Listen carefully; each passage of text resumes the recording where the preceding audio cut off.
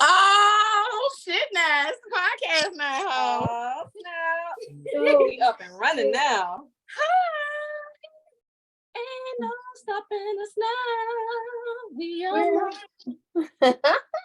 Oh my God! It's the Tony, The Lex, and the BB. Oh, let me get my life together. We're going to start the podcast. We are real people who don't have all our shit together all the time. Indeed. Oh my gosh. Wait, can y'all see me? Can you see me? I'm sharing a picture, so I'm like, no. Okay. Do you want to be seen? No. And now we're going to show you. Hi, lady. How you feel? I was just confused. I was just so confused. Okay. Welcome, everybody. We got to get better and have like music or something like turn up. Right. We're gonna have like a little jingle or something that we come up with, like a little intro song. It's in the works, you guys. Not even an intro. I mean, like while we doing shit, like, yeah, right. Like right now, like podcast and shit. Hey, what? Hey, turn up. Oh, turn up. Ooh. Okay, well, you guys, we're gonna start with the loveliness over there. Start with your intro.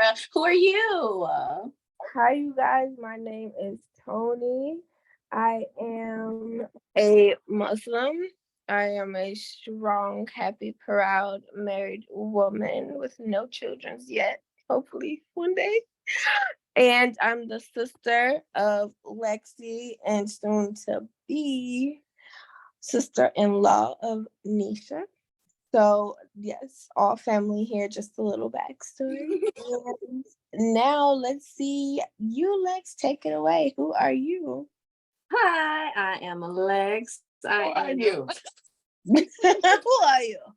Who are you? I'm your lover. You better know who I am. Who are you?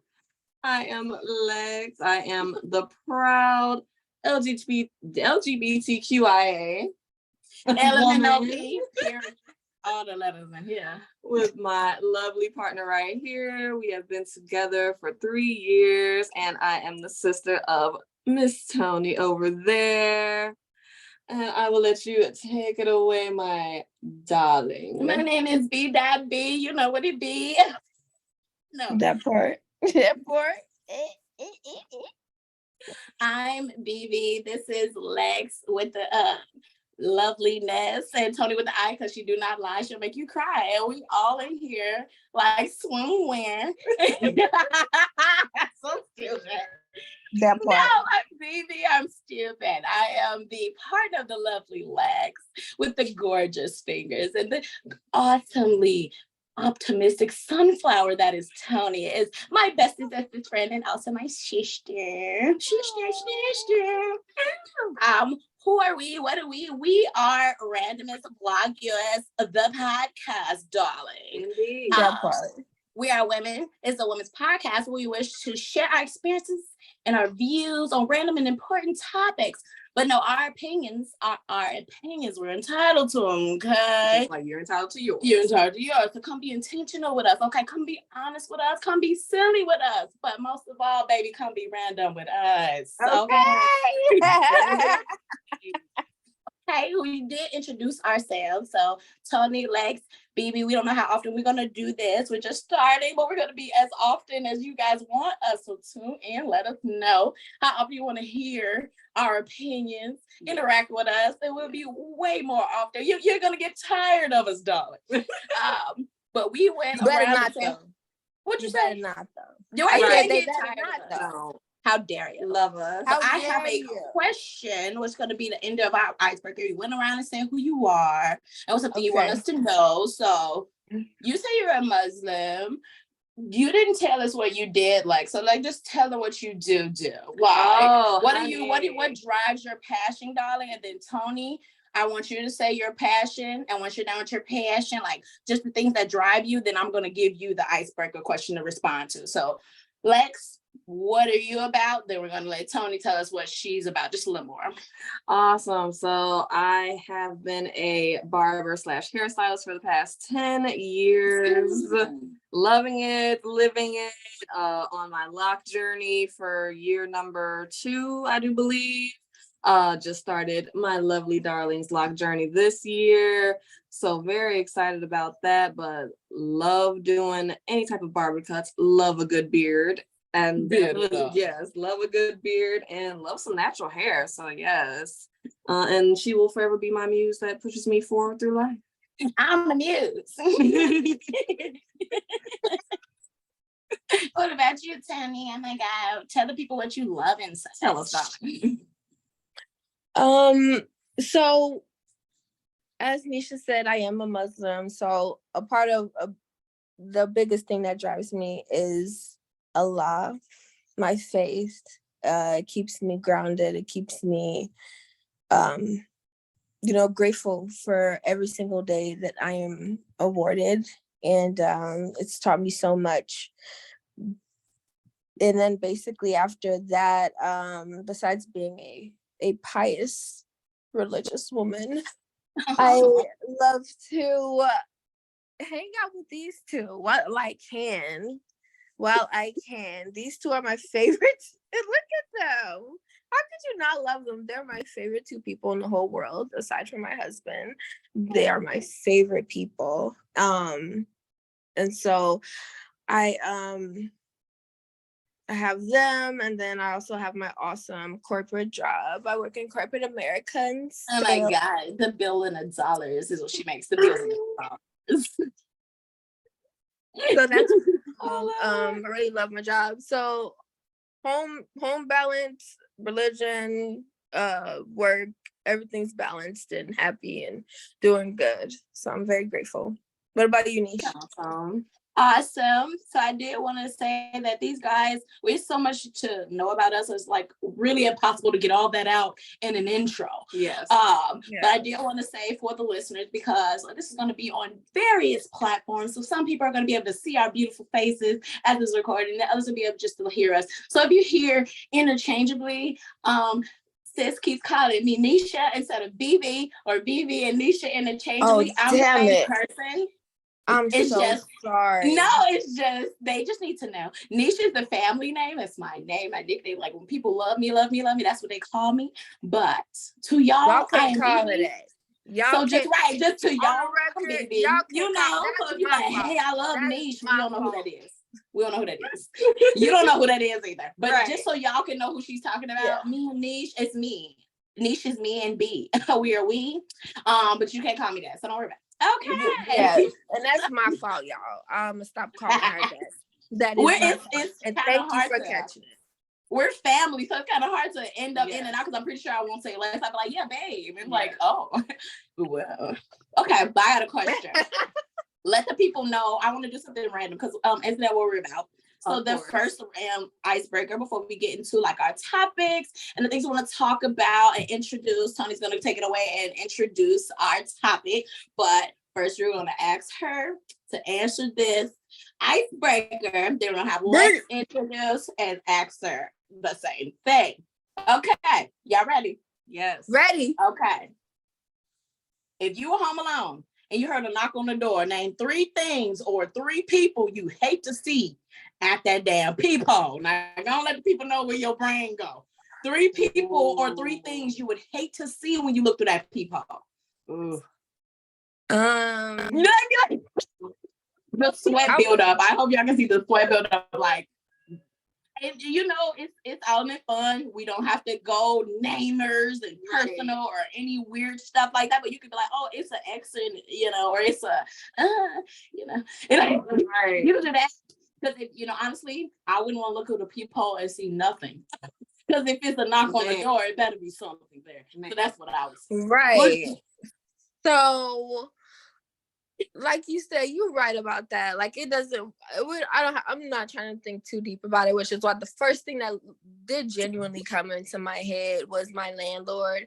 Because to me, I'm like, you come in my house knowing dang on well you're supposed to send a notice that you coming by, like, to me that's very rude. So I would not want to. Yeah, do not, no, don't come to my door saying, "Oh, the maintenance people need to come in for this." No, it's a protocol. It's a courtesy. Yeah. Just courtesy. Like, so that's one. Two, the second one will probably be my uncle, because you already know we have a history with him. So him just popping up out of nowhere would be like, what? Why? Like bro. what? And then the third person would most likely be my brother, baby mama, because, like, girl, I don't want to see. Like, you know how people just be trying to be your best friend, and it's like you just know you would not hang out with them if they wasn't forcibly having to be associated with your family. Like, yes, of course. If our families didn't intertwine, like, I would not even talk to you in real life. But you like trying to force something, and I'm not trying to act like I'm bougie. Y'all don't know. It's just mutual kicking tickets. It's courtesy. Yeah, it's more courtesy. Not everybody can vibe together, and it's okay. It doesn't make you a bad person or whatever if you can't vibe together. We're just on two different wavelengths, and that is okay. We can just be cordial. Okay. And exactly, just like coworkers, like you're not gonna get along with all the people you work with, so just be an adult about it. Yeah, like I don't want to hang out with every single person that I work with. So yeah, it's just one of those things. So I would not want to see her at my door. And I'm pretty sure I could have came up with something else, but that's all I could think of. What about y'all? Period. So okay, babe. Three things you would hate to see. You heard a hard knock on the door. You in the house by yourself. I'm not here. And the motherfucker like boom, boom, boom, boom, boom. And you look through the peephole. What would you hate to see? I would definitely hate to see the landlord, because I'll be like, what I do? We pay our rent on time early, exactly, baby. So right? what are you knocking on my door for? Like, yeah, the first thing I take care of. So it's like, oh, you at the wrong door. I already know you are. You need somebody else, not me. Exactly. I feel you on that 100%. Don't nobody want to see the landlord. Like, the second person I would hate to see. I'm scared because she laughing when she gets it out. Oh, sorry, y'all, but it would be my mama. I do not want to see that little short lady on the other side of my door. No, like, it's a long story behind that. Don't take it the wrong way. I love my mom to death. I do. I literally will do and have done anything for her. But no, I do not want to see that woman on the other side of my door. I need my peace. You need to live where you live. I need to live where I live. Yeah, right. And I didn't even want to say that, but that was already a no-brainer. Like, yes. Of course none of us want to see her, and we love her, but we've all had experiences with our mom. Like, that's our mom. Like, so not beating on the door, you got to put it into context. Right. We just said beating on the door, home alone, don't know, no pretense, no warning, all those things considered. No, thank you. Not the great possible situation. But who is your third thing? Any ex. Yes, any of them. I don't want to see y'all ass for what. Like, it's an X in there for a reason. Like, exit out. Like, you're gone. You do not exist anymore. Thank you. Be gone. I agree. Oh yes, definitely. I agree. Well, we are definitely having a women's rights podcast, the very first episode of our podcast, random, but with some type of flow and scheme to it. The theme and rhyme and reason of this one is women's rights. So we're going to start with what Tony has to show us. She's going to take it over with us with some cute little prompts and discussion about women and their rights and their lefts and their ankles and like all the stuff in between. Yes. So can y'all still see me?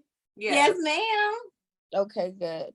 So as Bibi said, our first podcast, the topic of the entire podcast is women's rights. Now, this is a large umbrella.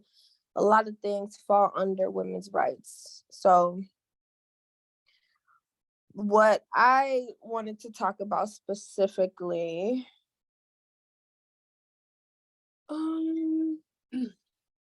okay, sorry, I had to pull up my stuff. No, you're fine. Okay, so the first prompt is the one that I want all of us to respond to. So this is the one that is all of ours. Okay. So this isn't my personal pick. This is just all of ours. So the first one is, should a woman have the sole decision in requesting an abortion? I want to Yes. know yes or Yeah. no, and I also need to know why. Go ahead, Nish. You know what? When you say so, I want to break it down because you say sole decision. So does that mean like anyone else has a say so at all to get like, okay, so let's just No. think of the other side of it, right? Sole decision means they are the only ones who can make the decision regarding abortion in their Yeah. body. It gets tricky.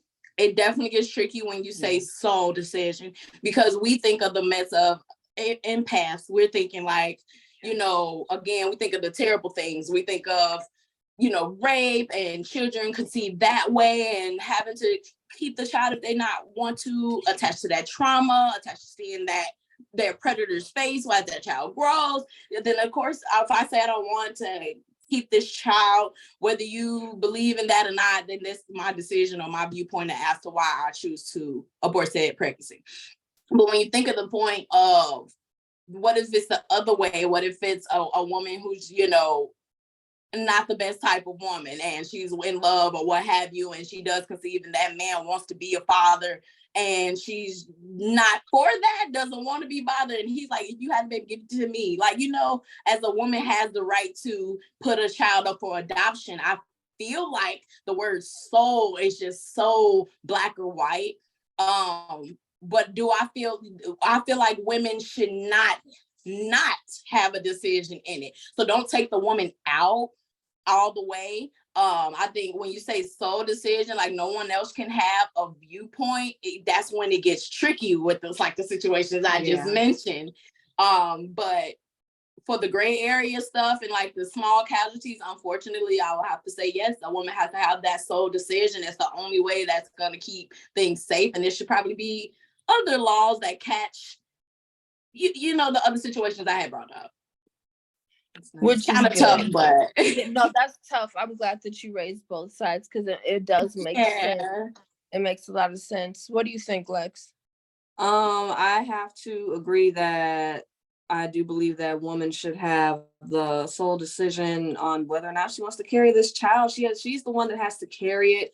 I honestly don't understand why men still have control over our bodies after we're in 2023. It's like this has been going on. Why is this a conversation? Like, why are we still talking about this? There's so many other things that are going on in the world for them to still have this control over us. It's just mind-boggling that this is still a conversation now and that we're still worried about this now, and it's just really mind-blowing. Now I understand, you know, if you're married and things like that, but then it kind of puts a gray area in that. I don't think that the husband or partner or whoever shouldn't have any type of say. Of course, there's supposed to be communication in every type of relationship, because that's what makes a relationship strong. So you're supposed to have that connection and that communication with each other, but at the end of the day, she's the one that has to carry that baby. You know, if she's not the mothering or loving type, yes, the baby is stripping so much away from you. Come on. And that's true. You know, like we said, we don't have children ourselves, but we have helped raise children. We have our brothers and sisters, our family members, other people's family. We have done village. We've been a part of that village. Yes. Come on now. Taking care of a child, and I'm pretty sure everybody can agree with that. But just on this subject, it's definitely it's a little gray. It's a little bit of a gray area if you're married. But if you're not married, it's definitely your sole decision on what you want to do. Some people don't need to be parents. There's a lot going on in their mental state. There's a lot going on with their income. There's a lot going on with their household that they personally need to fix.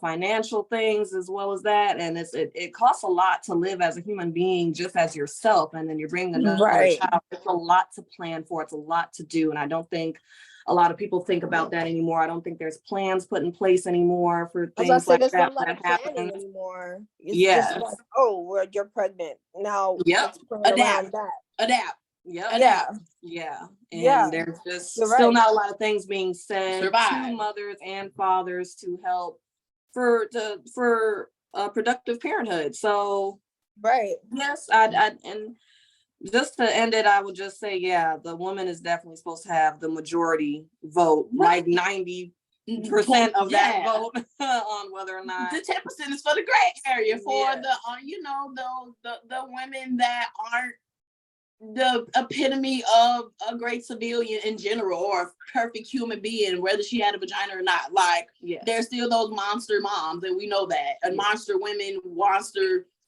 identifying females, or what have you, that, you know, they're monsters. Like, a human, a demon is a person, and a human, and it could be any gender, Yes.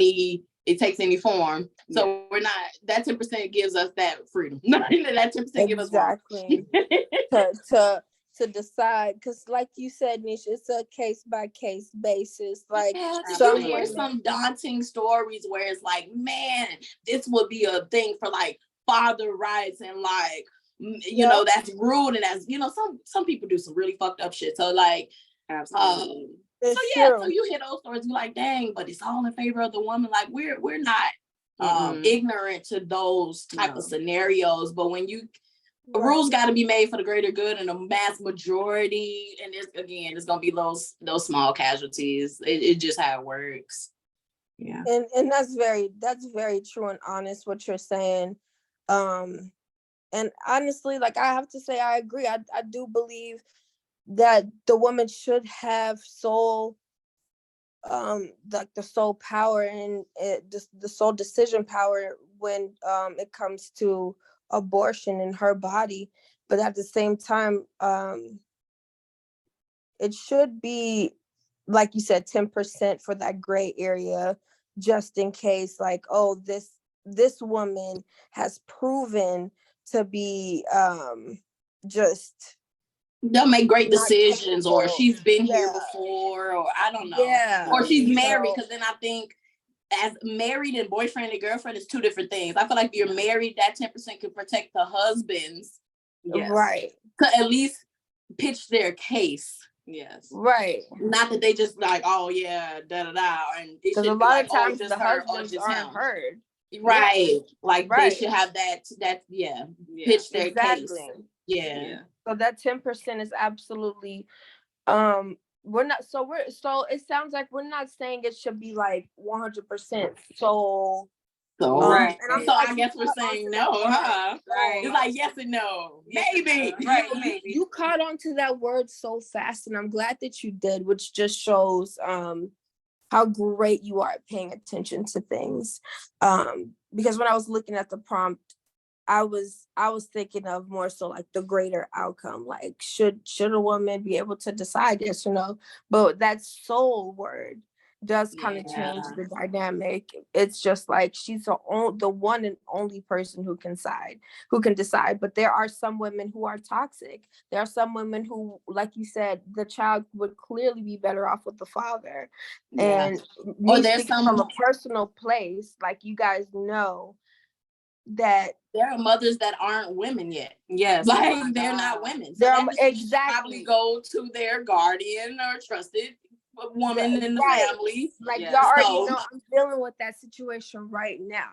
Yes. So So it's and I would never want them to have aborted the baby, but when it comes to like after the fact, I guess it's more so detrimental. Like, okay, let's say she keeps the baby, but she's not, and this is a whole different topic, but if she's not taking care of the kid, I know, if she's not taking care of the kid, you do need to look into the dad, and like, they need to start looking into these fathers and seeing if the children will be better with their fathers, because sometimes these dads are really good dads. Yes. Really good dads. And I just want to say that everybody in general needs to wrap it the fuck up. Yeah, can we just wrap it up? Please, if I hear one more story that's like it started off as a hookup and then I ended up pregnant and then we ended up getting together, I can't fucking stand it. First of all, women, Let's light this one. Oh, this is Come gonna on be now, good. y'all. It is 2023, women. Please. I Tell cannot 'em. stress this enough. Tell them. Carry your own protection. If you're too embarrassed to go into the store and get a condom, something is wrong. Like, you Tell 'em. shouldn't, like, that's just a grown adult shit.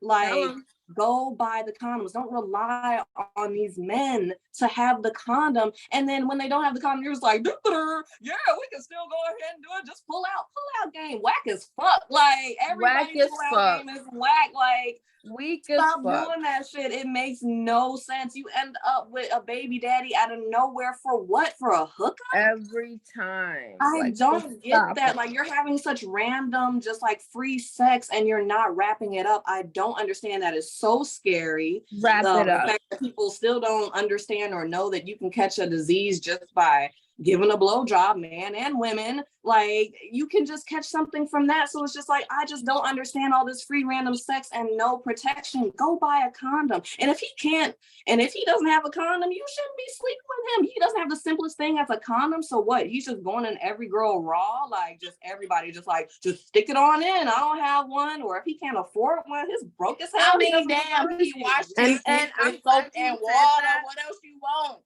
I'm glad you said that though, because the thing is that a lot of guys always worry about how many times a girl has had sex, how many times has she been ran through.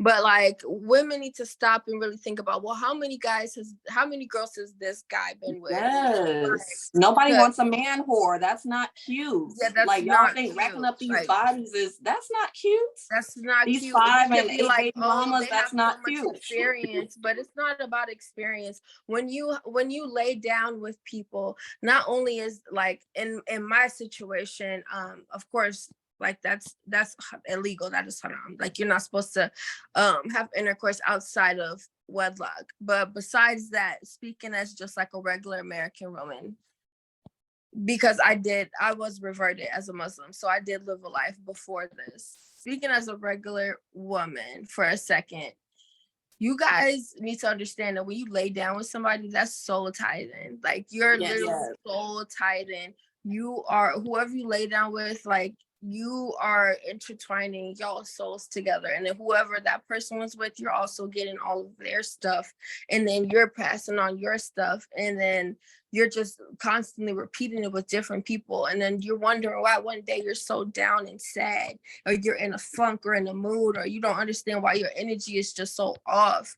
It's because you got all these different energies that you've invited inside of yourself. You need to treat your body as a temple. Ladies and gentlemen, you guys really should not be having so much intercourse like what you're doing. You could do a lot better. You could do a lot better. Not everybody's doing this. We're only speaking to those who, if the shoes fit, then wear it. For those of you who are like already doing your thing, you're not like, freaky, crazy, freaky body, all that. Like, okay, cool. Keep doing you and keep doing your thing and stay disciplined. It's way harder to be disciplined than it is to just go the easy route and do what everybody else is doing and jump on the bandwagon. Exactly, because everybody's on Tinder and Grindr and just doing these quick hookups and not being protected. You're shortening your life so much. Do you not realize that once you get through having sex with somebody, their scent is on you? You don't even, it's throwing off your pH balance, men and women, throwing off your pH balance. You don't even know. It's not good. You can't just let all these random people enter you or be entering into all these random people and think it's going to be okay. A lot of this and everything that we're seeing on social media and stuff, it's really desensitizing us. Like, that's going to be another topic and another subject, but like, really, like, we're being very desensitized and it's really scary. That is actually a very good topic. And just in case y'all didn't know, my sister over here comes up with like 90% of our topics. Like, she is so good with that. So that, be on the lookout for episode probably like 9 or 10. Right. Desensitization of humans. Yeah. Like, it's definitely coming. Okay, unless BB has anything to add to that super random segue, we're gonna get back to my prompt that I actually did pick. Go ahead. Okay, so we closed out that with our The woman's sole rights. decision. Right. We basically feel like, yeah, she should have a decision, but not the entire sole decision for that Indeed. gray area. Moving on. This is my prompt that I specifically chose. And it reads, should housewives and mothers be paid for their housework? This is a multiple part question. First, I want to know yes or no, just yes or no if you think so. And then I want you guys to tell me who should be the ones to pay them. Ladies, what do you guys think? Should housewives and mothers be paid for their housework? And if so, who should pay them? Yes. I believe they should be paid for it. I think that, I don't know, the payment method can be like talked about, but should women get something? Should men, let's take it far. This is women's rights, but I just want to go on the market for saying the house partner, no matter what their gender, deserves something. I'ma just say that. But we're on women's rights. I want to stay on topic, and so I'm going to speak as a woman with a vagina. But I just want to go out on a limb for having a father very much held down the fort, cooked the meals, did that, also was the handyman, made sure we did everything, and it not being a gender thing. That's where my perspective comes from. That it's not like, oh, that's women's work, because I've seen a man do it, kill it, and still be a man, So yeah, but should a woman, anyone who's at the house in the crib, making sure the house is running efficiently now, not just you sitting in the crib with kids and then you should get paid. Hell no. But Right, like again, making sure the house is running efficiently.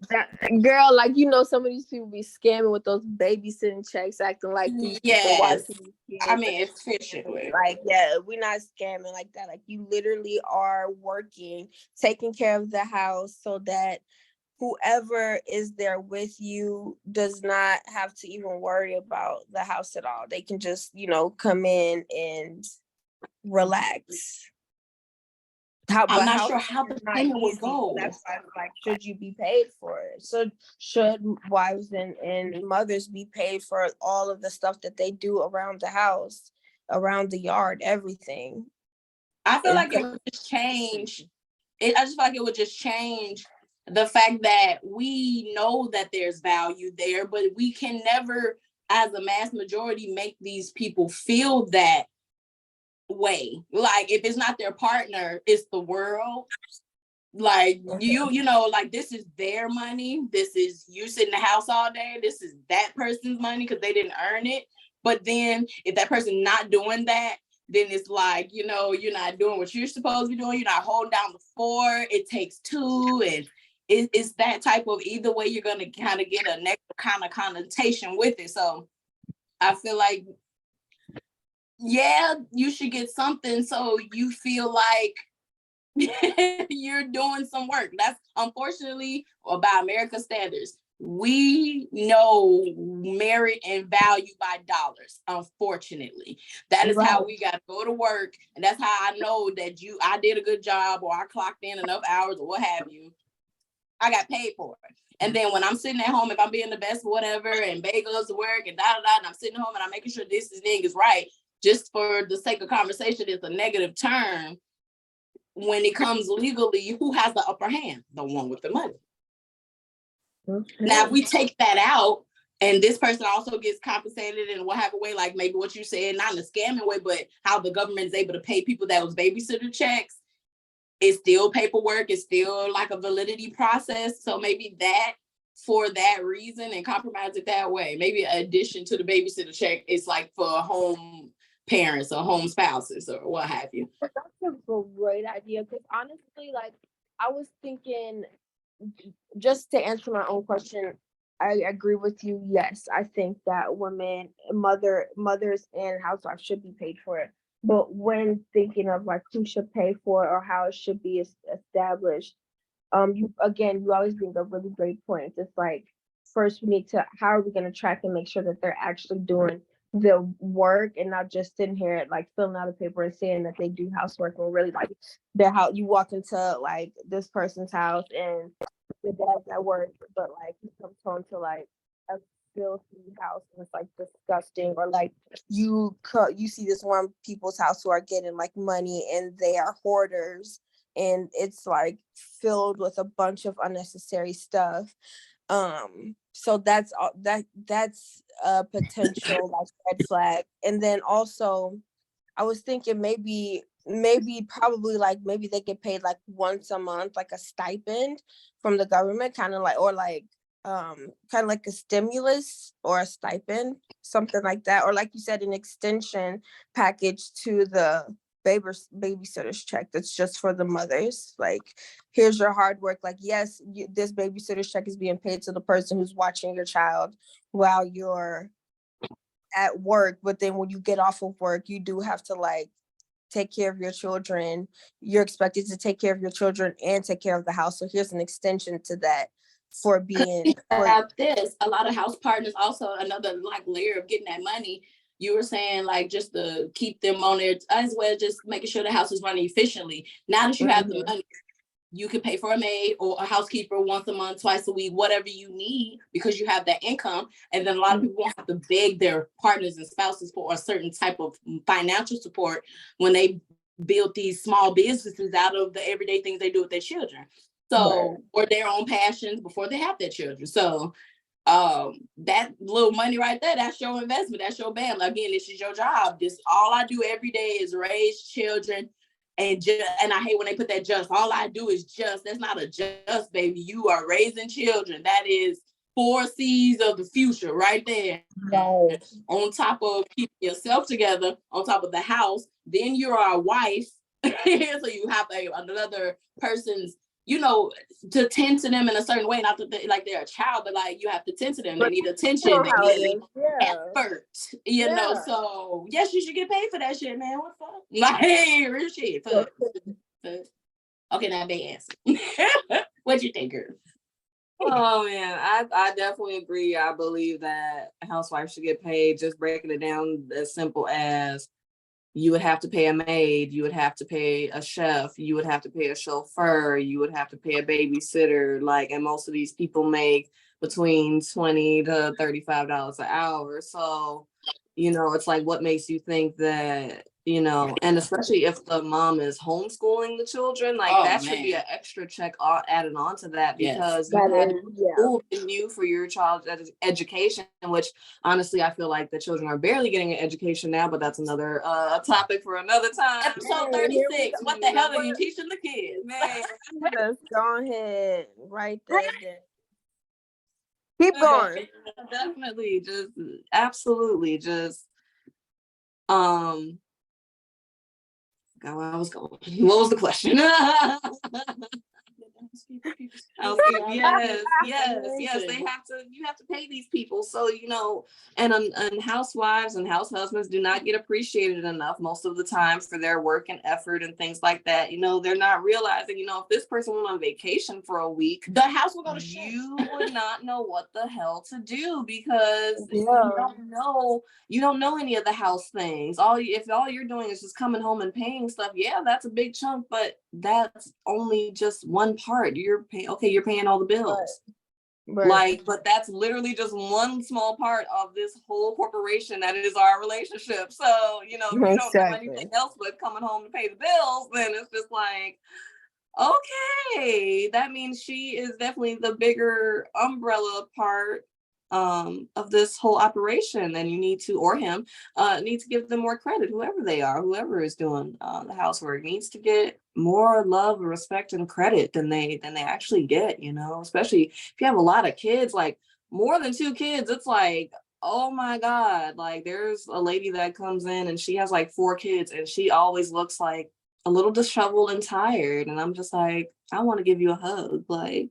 Oh, It's just that looks hard. Like it looks so hard. And they just need to be way more appreciated. Like, I mean, taking out on spa days and dates and made to feel or handsome. Just love, feel important, feel seen. Just getting things offered to them, or can the other person that works cook dinner for a change? That would be nice. I mean, yeah, you work, but I mean, pretty sure you have a day if off. I wasn't here, you had to come home and cook dinner, right? Like, just like take a whole day out of the 39 days you don't have to. Yeah. Come home a little early, come home with the groceries, make an effort, get some coochie cat, because I'm gonna be like excited. Like, I can't believe you did this for me. Right. That's how your wife gonna be. Or come to the kitchen and help. Like, you see what they do, like, offer to grease something or saute something or cut up something for a change, or wash the dishes in between and help. It's the little things that count. Just the slight little things count so much in relationships, and I think people forget that so much. But yeah, I definitely think that they should be paid for it. Like I said, somewhere between $20 to $35. I guess the government should be paying, not really the spouse, especially if the spouse is already we vote for government. Yes, in government. That's ours. That is a whole job. That's a whole freaking job. And all y'all say is it takes a village to raise a child. If it's just a village to take care of one child, if you got more than one, then how many villages you need? Like, you need some help. That's all. Help. I'm like, help. Literally.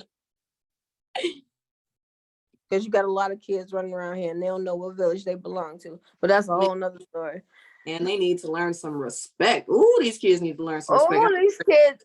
Now, y'all already know what I'll be ready to pop some of y'all children. I promise. Look, we're not talking about kids. Look, y'all finna pop some kids. I'm sorry. We about to go in on some That's kids. For another topic, and we're going to get back on subject.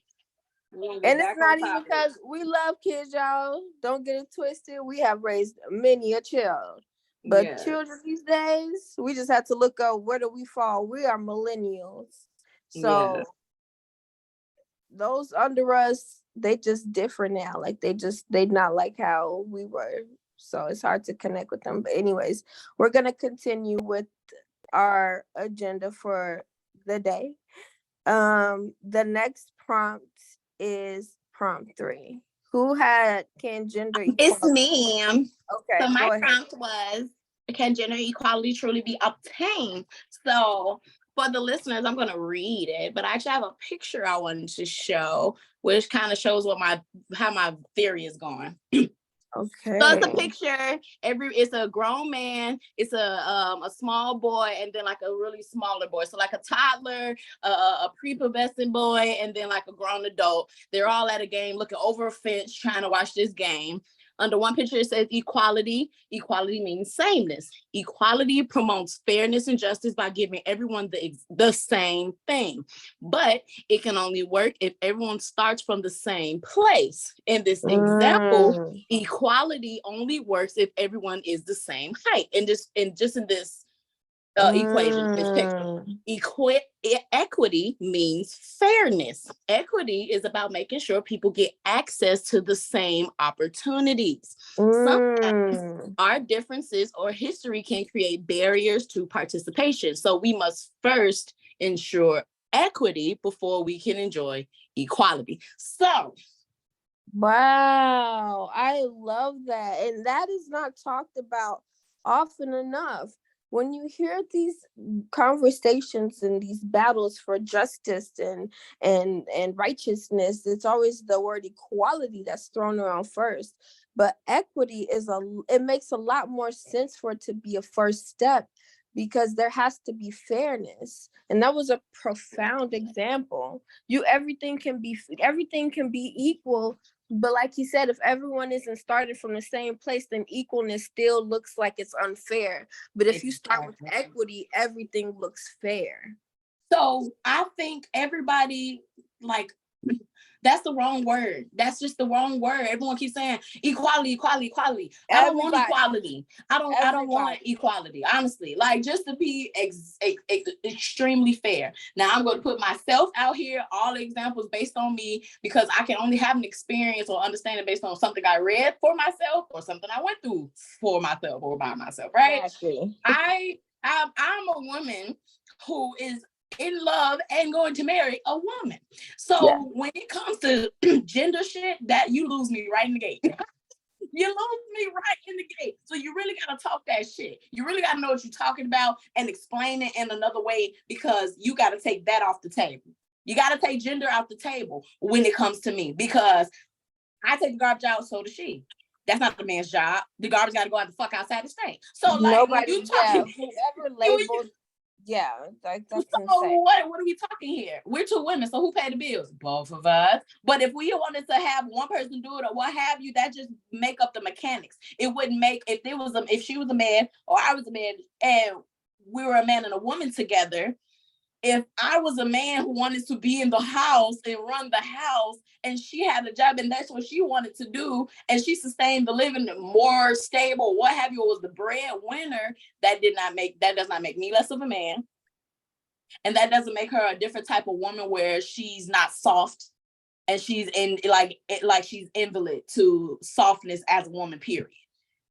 So I just want to start out the gate when they come to that gender shit, like, y'all can't play with me on that, because it becomes a negative, it disappears right on out. Like, as soon as you come to us with that, it don't make sense now. Now you gotta talk about something else. You gotta have something else on time. I'm not saying your viewpoint would be valid, but you have to have something other than that. Like, that's what men do. You got to have something else attached to that, because the unfortunate thing is things change. And when that's a man's job, changed when women were able to wear pants. So now what are you going to do? When we were able to wear pants, and we already went through this, the women's suffrage, come on, it's 2023. We are not still talking about this. So I don't think it should be a gender thing. I think it should be a character thing. What do you do naturally? Are you mothering? It's women who don't got a mothering bone and they motherfucking RD. It's just like, had a baby and they're like, huh, man up. Like, they're just not soft.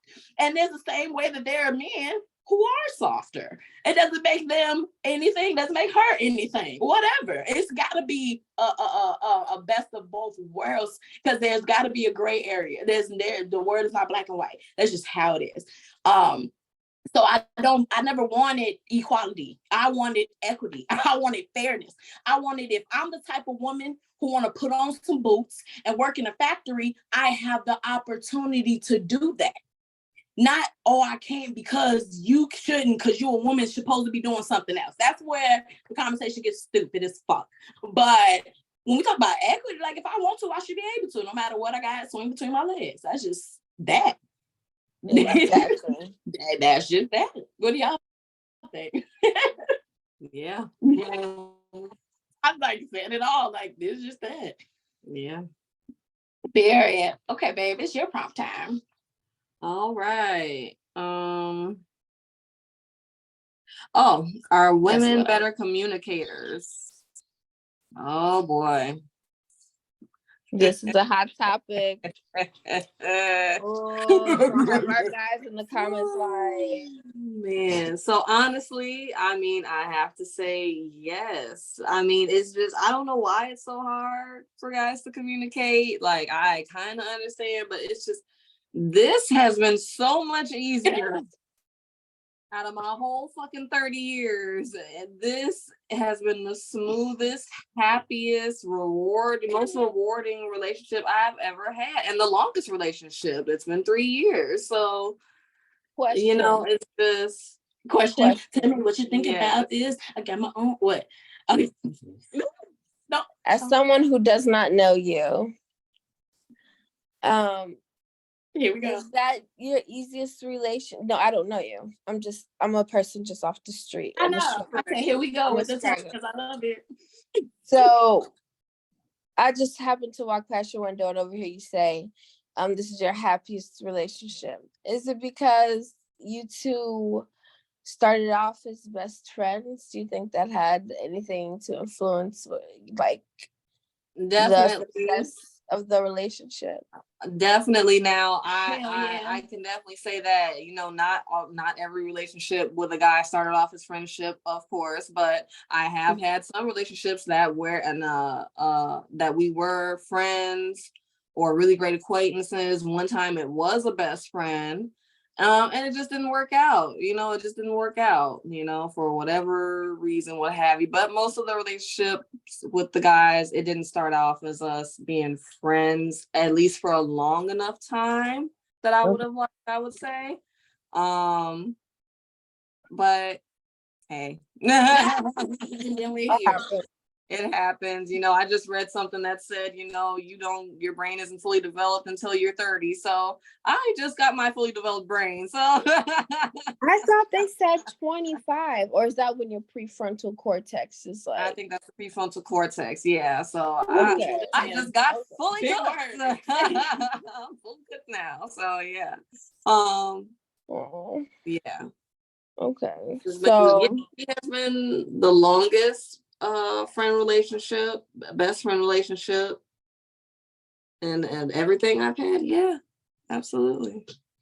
so That my name. women are That my you're saying man. women are better communicators, and you're saying that from your own personal experience, you feel like women just can communicate better. What is it about a woman that makes communicating with her easier for you than the opposite sex? I feel like, just my personal experience, that sometimes guys can be really closed off with their emotions. It's really hard for them to articulate their emotions sometimes, not that they're not smart, but it's just hard for them to tap into that side of them. And sometimes it could just be like how they were raised, their environment, and things like that. Whether they had all brothers or sisters they grew up with at all, or their parents, what their involvement was in that, so I know that has to do with a lot. But I just find that it was hard for them to just truly talk about their feelings, and to feel vulnerable no matter how long we were together. And it was just like, it always felt like you're always going to have a piece of a brick wall up. It's almost like ordering through a drive-through window. It's like, I only get to see this much of you, but the rest of it is brick. Like, why can't, like, okay, where's the rest? Like, knock the rest of it down. Like, only get this window. And that made me like, okay, well, that's how I gotta stay then. If you're gonna be like that, like, you're not gonna get 100% of me either then. And it's just like, okay, then it's never gonna be a level playing field if you're both just gonna be like all clenched up and not like really being your true selves. Or then, then you get the not just the guys, because women do it too, but the guys that they send their representative in, for the first couple months that you're dating. And then, after that, they get comfortable. Like, oh, this is how you really act? Like, this is how you really, like, what? Like, so, or you get to meet their family and you start seeing how they are. And it's just like, it's just, I just feel like, it's easier, I guess, with women, it's easier for us to just open up to each other and trust that fact, especially if you're a friend or a best friend. It's like, you're my best friend. Like, I should be able to entrust you with that almost damn near anything. So, it's just easier. Definitely easier to start off as friends in any relationship, man or woman. It's definitely easy to truly know that person, because if you're just hooking up and then you're just trying to go with the flow, you don't even know if you like this person's laugh. You don't know if you like how they treat their family. You don't know if they got kids. Because I don't know why all of a sudden this has become really popular that people lie about how many kids they have. Like, I don't like that. Like, if you're lying about the children you brought into this earth, you are a twisted individual. Something is wrong with you. That is very sad. You'll kill your mom off. So I'm glad you brought that up, because I was on someone's live yesterday.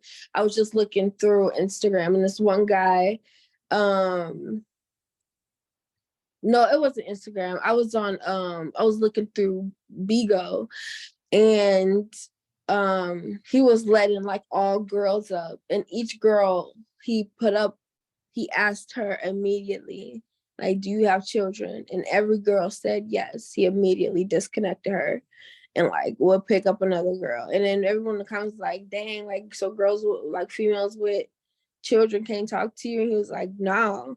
So like, I'm not saying that he's the That's not spokesperson rude. for Like, all people guys. hate when they don't get an answer they want. The first thing they want to say is it rude and is it disrespectful, just because it's a hard truth to swallow. Like, no, I'm not trying to waste your I know time. where my life is, and I know I don't want to be involved with that. I mean, it's so much that goes with that. And maybe he doesn't, he doesn't, it ain't even about like he don't want kids. It could be, I don't feel like I'm my best self to be a parent. Like, I'm still like figuring shit out, and you need a motherfucker who like on the job training is way better than what I feel like I can give. Like, it's just it's about preference. I don't think it depends on why he turned him down.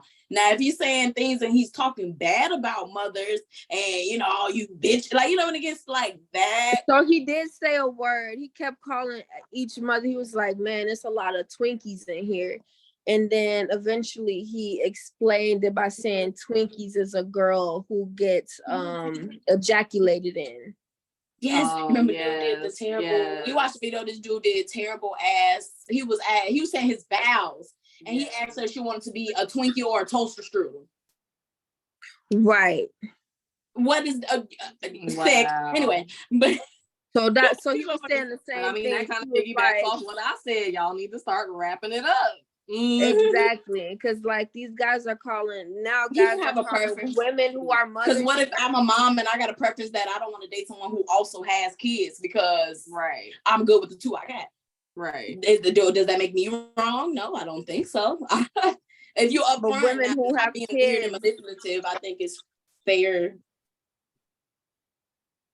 Women who have kids, it's like most of them are already gonna ask. Like, even if he did a follow-up question, like, "Were you ever married?" I guarantee 70% of them probably would say no, they were never married. So like, okay, if you weren't married, you weren't with your husband, like, it's just like, okay, you probably got baby, you have baby daddies. That's another thing. Yeah, so like they don't want to deal with right. They feel like, oh, if you have a child, and especially if your child is young, you're not 100% over the guy who you just had this baby with. And then they start thinking like, I've worked at barbershops. I work at barbershops 10 years. You think I haven't heard a lot of stories? Yes, half the time they are still smashing their baby mama. If their child is under 2, yes, we're not crazy. We're hit the Patrick. Absolutely. Yes, they are still going for it. Like, absolutely. Messing her head up. So, like, sorry. That's crazy, and we'll talk about that more in one of our other podcasts that's going to be surrounded around intercourse. So basically the three of us believe that women are better communicators. I never gave my viewpoint though, but I believe. Okay, how do you feel? I believe a certain amount of awareness and empathy is needed to be a good communicator, period. Flatline. Men do not have that off bat. There are men who have that, most likely sisters, moms, aunties, and have a respect of women in general. You can love your mom and still treat women like shit. So you know the men I'm talking about, or vice versa. Right. But I feel like there's a certain amount of awareness and empathy that they're needed to have to be the thoughts you don't think about. Oh, I didn't even think you was going to take it like that. Oh, I didn't even understand how you could take it like that. I don't get why me not saying that made you feel like that. These are all things most likely cold. It's just, I don't think we should look at it as cold. I think we should just look at it as they're simple. Oh my God, men are simple. They're fucking simple. We check off all boxes. Pretty, feed me, house, sex, sleep. Once all that's checked, and the last time they looked up, they were smiling, and you smiled at them some part of that day when all their 5 checklists was getting through. If you don't say and negotiate what you need, they're just gonna think everything's fine. Yeah, exactly. It's a certain amount of empathy they don't have naturally. And because again, women are so sensitive. There's a certain amount of empathy men do not have naturally. And that's why we are naturally better communicators. Why don't you overall? How could you not care? And it's Like I don't understand what it's like. Anger, happy, I nutted, like I'm fed, rub my belly, like it's the world is way more complex, and that's what it is. We're so complex creatures, and we feel for the world. Yeah, it's Mother Nature. We birthed all this shit. We feel everything. Intuitive. All these things come with emotion. It's just emotion taking me over. Like it's just that's what it is. And that's what I meant also about going back to what my question was. This ties in perfectly with equality and equity. At the end of the day, we know that, I know women that can beat men, but when we go into this whole physical aspect, when it goes to just simple, men are made a different fucking way. That's why they're strong. They have different hormones. That's why they're strong. So we're not going to play this game. Yes, we know some women that'll beat the shit out of some men and vice versa. So, but what are we talking here? When we talk overall, that's not an equality game. That's not an equality game. That's not, I'm equal. I'm da-da-da-da. That's not a game you play with that. I feel like absolutely not. Yeah, that's dangerous. Like, I believe I'm this, so I can do this. That's when it gets really dangerous. And what we're going on right now, it's going to be another episode, but just in a culture of transgender people being in regular sports and not understanding why that's dangerous. Like, I'm not even going to say any other aspect on it other than not recognizing why that's dangerous. And then saying equality, that's not what we're talking about. It needs to be equity. It's not fair. Yes. Another thing that's not fair with when it comes, I feel like if a man can wake up one day and say, okay, I want to identify as woman, but hasn't gone through any of the necessary changes to, at least be woman passing, and then just gets to go into a little a girl's washroom.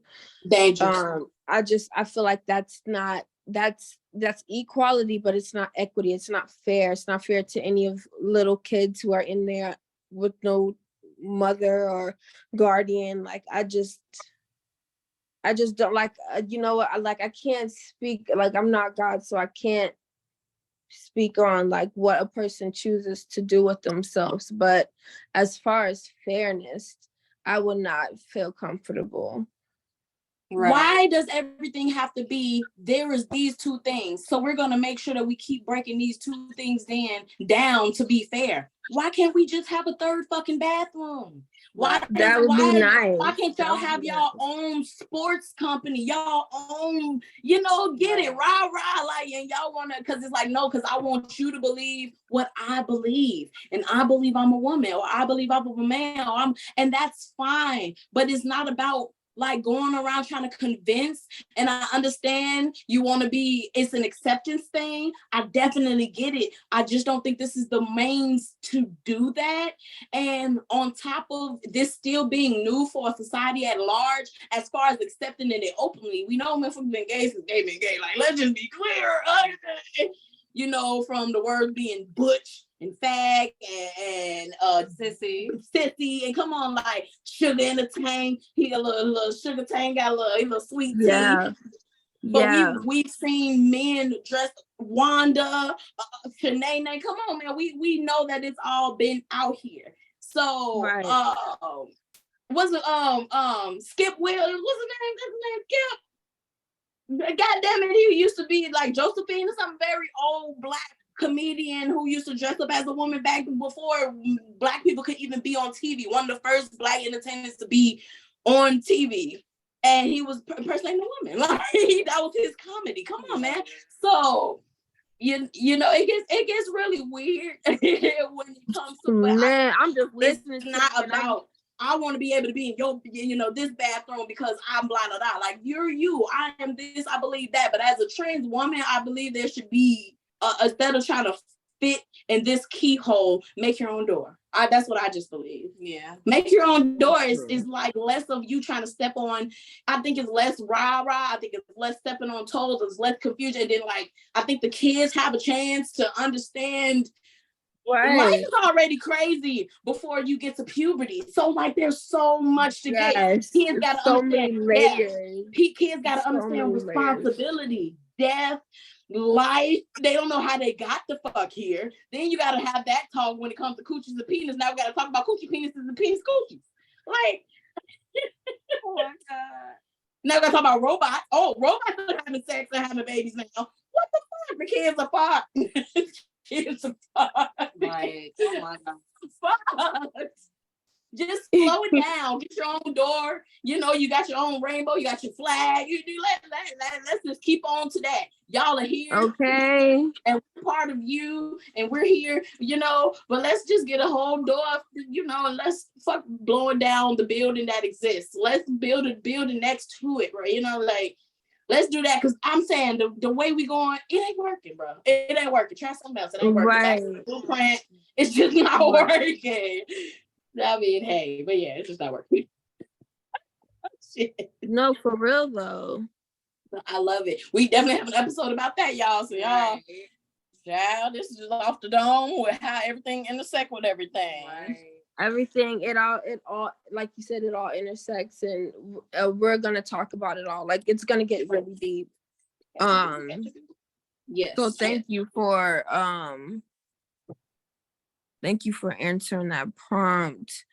And then now it is time for, do you guys know what time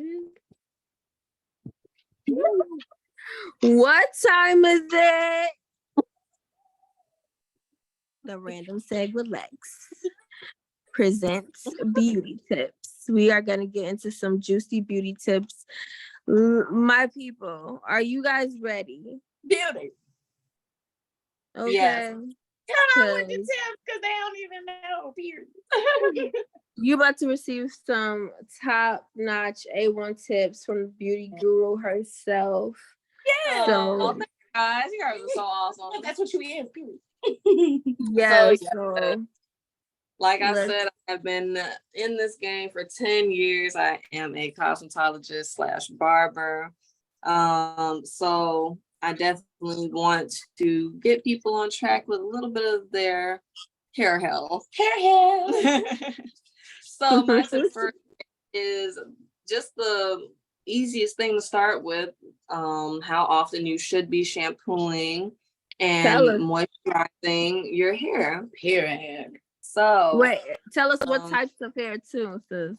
Yes, indeed. So our textured hair, you know, if you have textured or curly hair, you definitely need to be shampooing no more than once a week, every 2 weeks at, you know, if you would like to do that. I know sometimes we work out and sometimes we want to make sure that we're getting all of that sweat and dirt out. So I understand wanting to shampoo the hair frequently, but over shampooing is going to throw off the pH of your hair. You know, when you shampoo, it takes your hair from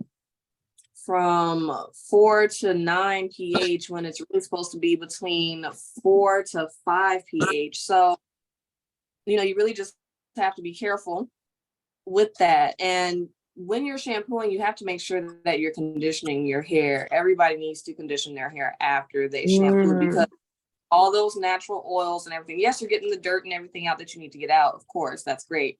But you're also stripping the natural oils out of the hair and the scalp as well. So it's so dry. Just think about like a desert. Like you just literally just stripped everything away from it. So you just have to add that moisture back into it to make sure your hair isn't going to become dry. You're not giving yourself any type of split ends and things like that. So yeah, like I was saying, the textured hair, curly hair, definitely just once a week at the max, but every 2 weeks is great.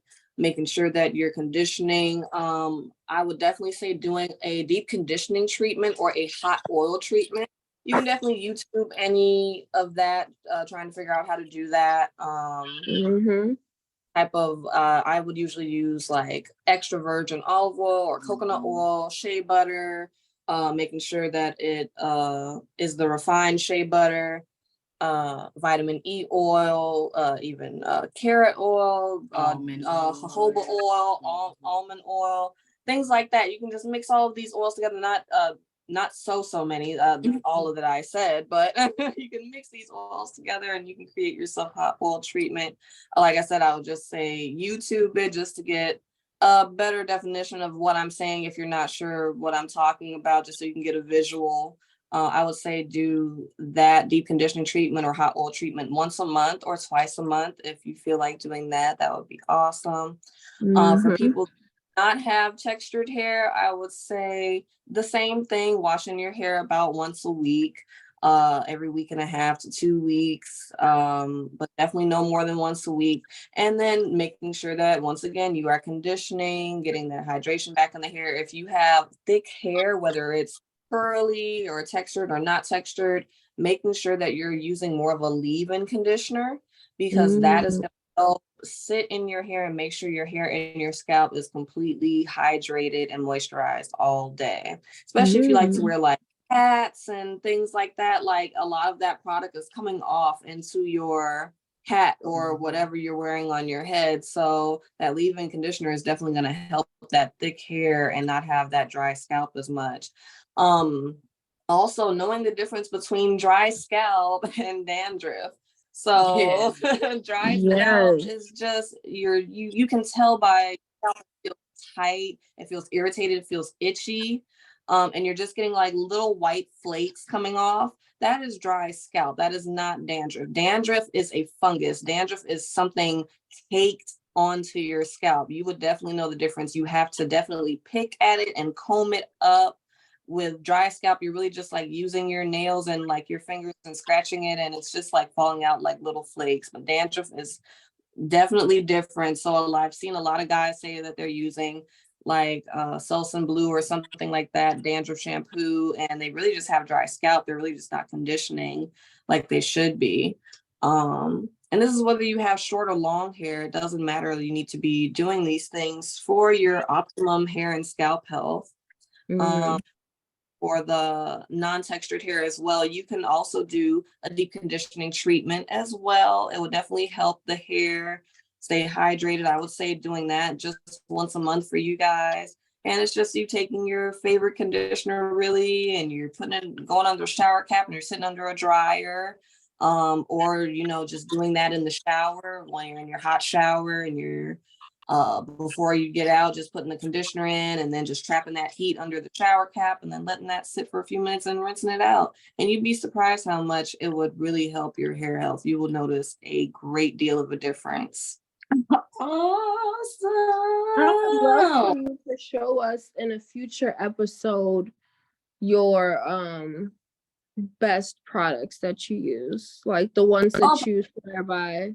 And if you don't have them on hand, we can always insert a picture of it so that they can see at least what it looks like. But I want to know your ultimate best products that you have tried that, you know, they're just like your holy grail. Like you're like, yeah, these are top notch. I would love to see that because these are great tips. And I love how you gave an explanation and you gave tips to all of us girls with all different types of hair. So yes, absolutely. I hope you guys take all of this information into your brains. Like I said, this is for men and women. Short, long hair, doesn't matter. Even if you're bald, you need to be taking care of your hair and scalp wherever it is. If you're out here and you scratchy scalp still, that means you ain't listening and we don't feel bad for you. You don't. You wasn't She knows listening. what to do, scalp. I love how you explained the difference between dandruff and what's the name? Yes.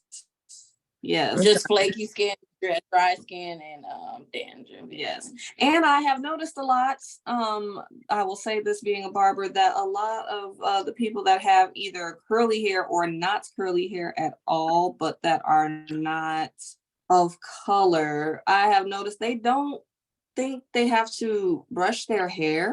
You have to brush your hair to get all that dead hair I've out. You gotten know, that a we lot. shed Yeah, I've gotten that a hair lot. on our head. We shed about, I want to say 50 to 100 pieces of hair a day. Yeah. The same, even with your eyebrows. We have, what did it say, over 500 eyebrows on our face for each eyebrow. We have about 300 eyelashes, and our eyebrows, our eyelashes, our hair, everything sheds each day. So you need to be brushing that old dead hair out and getting rid of your hair can just be, think of it as a clogged sink. You want to unclog that. You want that. Unless you're trying to get locks, then we feel you, baby. Right. But if that's not what you're trying to do, Yeah. you should brush it. Brush it. Take that time to put into yourself. It's only gonna take an extra 5 or 10 minutes to get it back to the style after you brush it. Oh, it's poofy, or now it's whatever, or what have you. No, just take that extra time into yourself. Brush your To yourself, and hair. if you don't have it, Brush a little early, you know. do a braid out or something. But you need, y'all need to brush your hair. Don't keep walking around here thinking that you don't need to brush your hair when you do. Exactly. You need to brush it. Brush all that hair out. It is definitely gonna help. Trust me. Well, that was awesome. Y'all better grease y'all scalps like Big Head said. What? Oh yes. Make sure you're greasing your scalp, people with the textured hair, like every other day. The thicker your hair is, the more you need to add moisture to your scalp, especially for black and brown person of color. You definitely need to greasing your scalp every other day, at least 3 times a week at the very least, because your scalp is going to soak up all of that moisture so fast. And making sure that you're wrapping up your hair, guys, especially if you have curly hair, like textured hair, you need to be wrapping it up because you're causing split ends. And then most of all, you're making all that product that's on your hair onto your pillowcase. It's getting into your skin, and I'm pretty sure that's why it's causing some of that acne you might be having right now. So washing your pillowcases more, wrapping up your hair, definitely getting into a hair routine and a skin routine. You know, you will notice a difference. Exactly. And we Thank will you, go my into love. that more. We love that. That was amazing. Thank you for all of those amazing tips. You rocked it. I can't wait to hear more. This is a lot of this stuff is a great refreshers, and it's also educational because you're like breaking it down, breaking everything down in a way that I didn't know. So I have a further understanding. So thank you. Thank you. You're such a director. You better get us together. Oh, behave. Oh, cut it out. All right, you guys. It is time for the next part of our podcast. I'm gonna present your beautiful art so the people that's watching can get into what you're gonna get into. Yes, please. Because that segment is gonna be taken away by Tony with an eye, because you do not lie. Might hit you in the eye, and you might cry. Thank you guys so much. I'm looking for, hold on, we're just gonna look at that beautiful artwork that my sis made us. Okay, now I'm here. I know what I want to say. All right, you guys. So we're here at Tony's top 10 tips. These are my top 10 tips. They're gonna change every episode, but right now we're going to focus on Tony's top 10 tips on how we can support those in Palestine. Now, I'm not an expert on the situation. However, my intentions are to raise as much awareness and bring as much help in as many ways as possible to those who are in dire need in Palestine. I wanted to use our platform to aid the Palestinians in their fight for basic human rights. Now, it is to my understanding that Palestine has been controlled by the Israeli militia since the late 1940s. Almost 1 million Palestinians were uprooted from their homes and forced to scatter to refugee camps, Lebanon, and just about any place that they could navigate to. To this day, Palestinians have been denied their freedom. They've been abused, assaulted, discriminated, denied healthcare, and so much more. Children, women, and men are without clean drinking water and food right now. So I wanted to take the time to share with you all my top 10 tips on how we can aid the Palestinians in their fight for basic human rights. Number one, the best thing you can do, which we all know, is donate. We will link some organizations that you can donate to that can help Palestine, but it doesn't have to stop there. People in Syria need help, Yemen, and so many other places that you can support as well who are also suffering. And I'm not making this to like negate others who are suffering or who have been suffering. I'm just taking it one at a time. Everything deserves our attention, you know. But anything that you can donate to as much as you can is greatly appreciated because you're helping people who don't have the means to currently help themselves. And even if you just have like a few dollars, like anything would be appreciated and can really go a long way for those who are without the basic necessities such as clean water and food. And then the second thing you can do, if not donate, is just educate yourself. Don't just take my word on the situation. I am here to encourage you to do your own research. Search up what life is like under the blockade for Palestinians. Learn about Gaza. Seek out news coverage on the current daily conditions of Palestine and find firsthand accounts of stories told by Palestinians who are affected by the situation.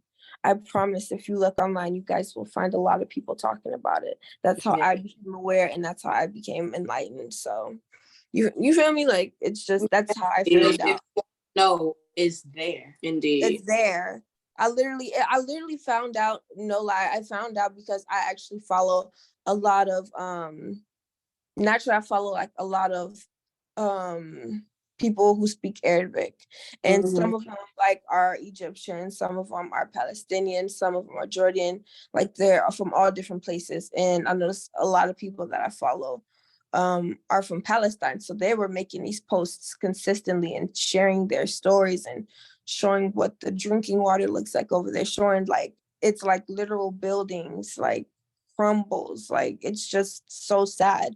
And I'm just like, I had like this stuff isn't on our main news, it's nowhere. Like I had no idea that there was such famine going on.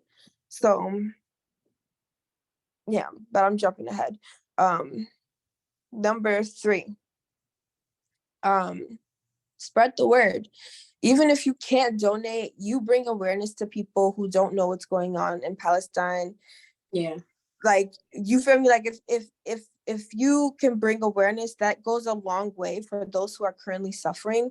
And after you've educated yourself on the matter and you feel comfortable speaking on it, spread that knowledge on social media platforms. Speak to people, talk to your family members, your friends, your coworkers, and encourage them to find out more and share their knowledge as well. Who knows, you know, the people that you may reach out to, you know, maybe they're able to donate or they can spread the word further. Right. Like, you know, you never know like who people know. So, but just talking about it, you know, bringing traction to the situation, that helps. And then number 4, contacting public officials and the media. Now, as you already know by this point, the Israeli militia is making life extremely unbearable for Palestinians by denying them human rights and basic needs for far too long now. They're literally bullying Palestine. But did you know that every year the US has been providing Israel with $3.8 billion for military financing at the American taxpayers' expense? Wow. No, I did not know that. Yes, we are paying our taxes, which are in turn being used to support another apartheid situation. Oh my. And it's just whatever, it's all in the attention of the funds, and it's never the attentions of the greater good of everyone. And you know, for that type of income to make it there, where is it? where can we see it? Is it visible in the positive drinking systems? Is it visible in the architect and in the fairness and in the healthcare? Are the people fed? Are they in famine? Are they have healthcare? Are they in great health? Are they being able to be productive citizens, or are they in survival mode like they're in a damn jungle? Like it's ridiculous. But of course America got something to do with it. Got a hand in the demise of something ridiculous. It's not unheard of. I'm not shocked, unfortunately. Of course, it's not shocking, and I wish I could tell you that's the end of American involvement, but it's not. So um Oh, I love what you had to say though. I wish we could see it in the irrigation systems and the healthcare systems, but no, it's literally in the those who are oppressing Palestine. It's in their militia. So it's in their energy to put this brute force on them. That's what's being supported by our tax dollars, which I do not appreciate and did not know until I started doing again research for this. So you know, the US they came back to kind of like shush us up and make it seem like it's not that big of a deal by saying, oh, we proposed to Israel that they call a truce with Palestine. But you know what Israel said to that? They rejected any type of negotiations for peace. They said no, we want all of the smoke, and we want right. and we want you to keep giving us money to do it. And what is Biden doing? I guess just like what? Anyways, we wish, yeah. So I feel like we must show that the people of the US do not want to comply with Israel's human violations against Palestinians. We need to reach out to congressmen and demand they cut off military aid towards Israel. And we must advocate for peace between Israel and Palestine, just like certain faith leaders in the US, how they did last month in March. They actually got together at like a bunch of faith leaders here in America. They got together at their churches, and they demanded that there be peace between the two, which obviously got attention. But Yeah, I feel like Israel still isn't getting the big picture because Palestinians are still not treated equally. I just feel like we need to reach out to media outlets on all platforms and question why coverage on Palestine is so limited or non-existent. And if they have been covered by any platforms, then obviously we praise them and make sure that they're presenting the correct information. Because just because you're talking about something doesn't mean that you're talking about it in a unbiased or a supportive light. And even my reporting on this is biased because I just can't stand for people being mistreated. Like, that's not okay. Like, on a basic human level, like, everyone deserves what? Equity. So, like, what is our word of the day? Equity. Like, this is not equitable. This is not equitable behavior. hey, what? This is not equitable behavior. I'm not feeling this. So the fifth tip that you can do is read this book called Light in Gaza. You guys can find a copy of Light in Gaza, Writings Born in Fire, and read it. I will also link it down below. It's an anthology of essays and poetry featuring 12 different writers who are visualizing a Gaza in the future that has already overcome all of the disturbances, horrors, and cruelties that are currently going on. Suggest this book if you are in any book clubs, or create a book club in general and have this be one of the books, like one of the upcoming reads. Encourage others to obtain a copy and spread your feedback on it via social media platforms so that others can be aware and they can learn from you as well, and just be like trying to read this book because it'll teach you a lot about what's going on if you're the type of person who takes in information better by reading it. The sixth tip is about just bringing you a up to speed on these corrupt corporations. Did you guys know that certain corporations are contributing to that crisis that the Palestinians are currently facing by supplying Israel with surveillance technology and weapons? Dang. Yes, Wow. So I it's told like you. it's like we're funding the demise, like the terrible parts, the Right. oppression parts, the parts that oppress the people, the parts that like validates destruction, the parts that like demands chaos. Like evil. Yes, it's there are fucking ridiculous. actual companies who are literally giving them guns, giving them weapons of destruction, giving them surveillance technology to help oppress these people. So they're not working alone. The Israelis are not alone in this. These companies, I want you guys to be aware of them because you probably know them or have used them. IBM, Raytheon Technologies, General Electric Company, the list goes on, and they're all US companies too. We're going to link all of the whole list of companies that are supporting Israel down below, who they are and what are they providing. I want you guys to hold these companies accountable. If you can, call them out on social media for supporting such a blatant disregard for human rights. Yes, indeed. And then they're so number 7, we have to boycott Israeli products and any support that they're getting. Double check where your purchases originate from so that you can be sure, like when you're buying stuff overseas or online, be sure that you're not buying them from Israel. Like, don't support their economy. Do not buy or support companies that are in Israel or products that come from Israel. I don't care how good your favorite freaking body butter comes from Israel and it's your favorite. Like, if you care about Palestinians and just humans on a basic right, you will not feed into the Israel economy. We can support Palestinians economically and politically when we put our money elsewhere.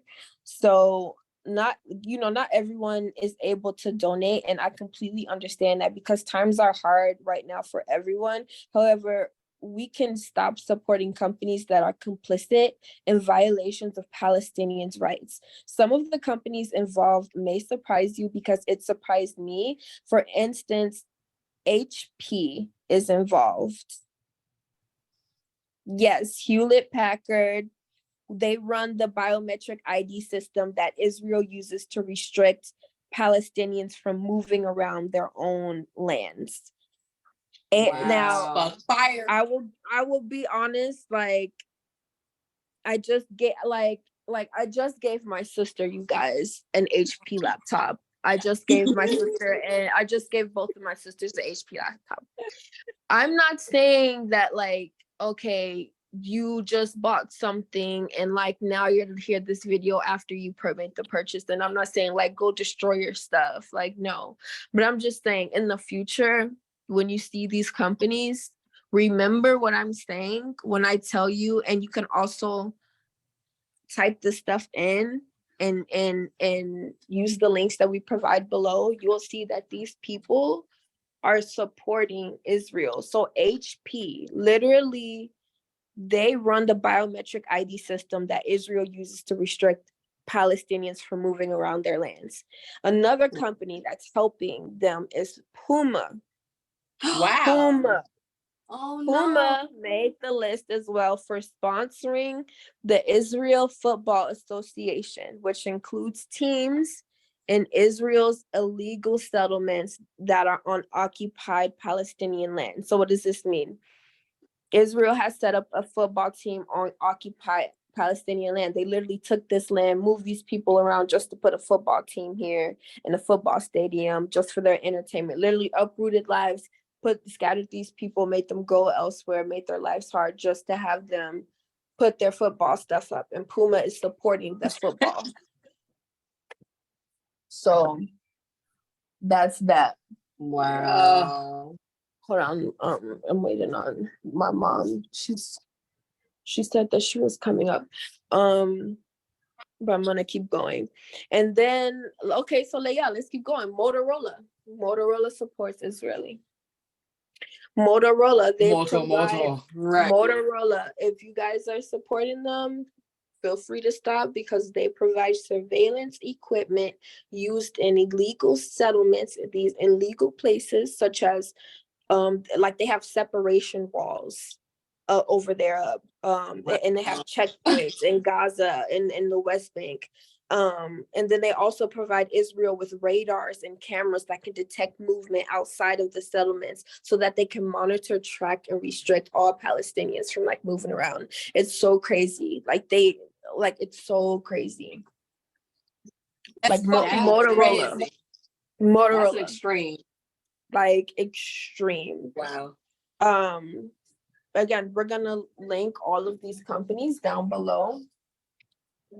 Hey, I thought you. So my mom just texted. She said that she's like coming up. Oh my God. So yeah, you guys are coming at the same time.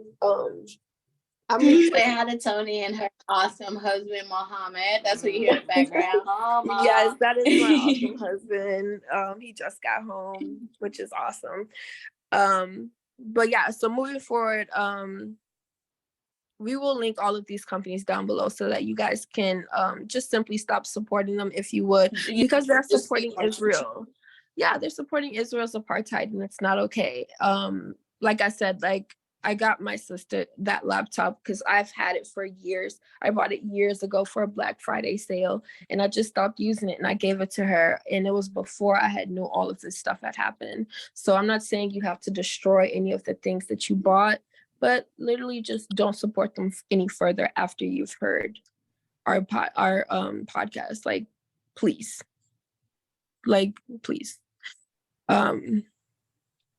So yeah, honestly, and I also want to say, if none of the other tips on this list are achievable for you, these are probably the most important ones that everyone who hears this podcast can actually partake in. Just moving forward, if you just do not put any money towards another company that supports Israel, or if you don't put your money towards any products or services that support Israel, you're doing, pardon me, Palestine a huge favor. Like a huge favor. I think she's downstairs. That was so thorough and well thought out and well researched. Thank you. What exactly? So many different tiers and layers to be able to support what support means, and just really just stalling these people of their resources to create havoc is like the most control we have, because we're spending these dollars. So just that mindfulness, knowing that it impacts that greatly, that's good to know. Like, you know, indeed. Thank you. There's like the same impact going to like a farmer's market, or you know, you feel like your dollars is worth more because it either goes to a good cause or stalls a bad cause. Exactly. Like you like, it's just so good to do your research. So I appreciate you for just everybody taking the time to hear me out. I do have 3 more, then I'm done. The 8th one is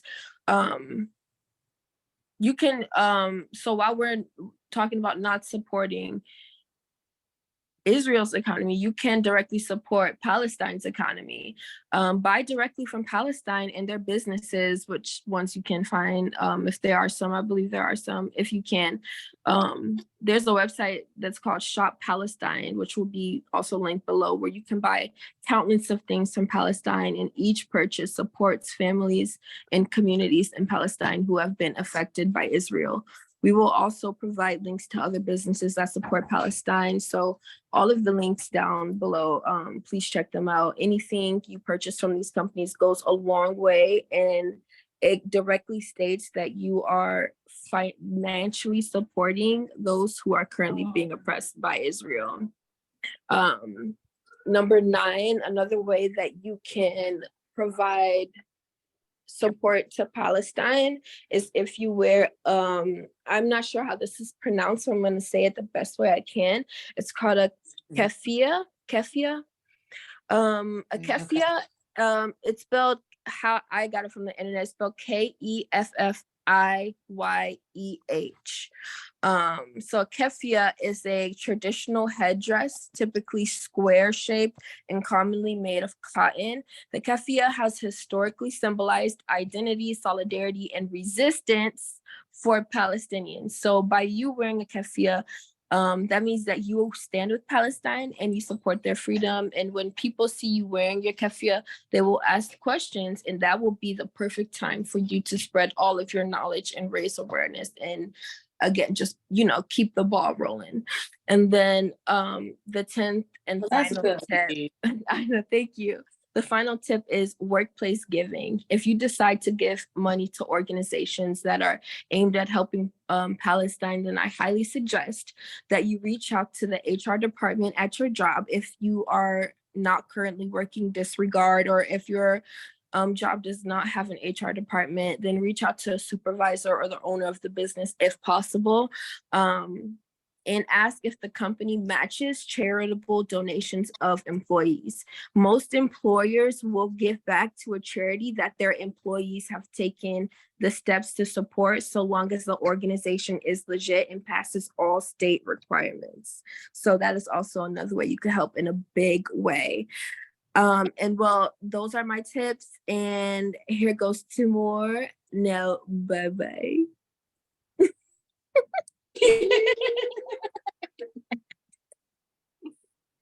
That was awesome. Thank you, you guys. Thank you. I know that was super long. I don't think my other tips will be that long-winded, but that was such an important topic that I did want to give you guys thorough and sound information. So thank you for bearing with me. They'll be okay. If it was like goofy bullshit drama celebrity shit, like if it was 17 parts, YouTube, they fucking listen to it. So they can hear how to support another human, bitches. Anyway. Thank you.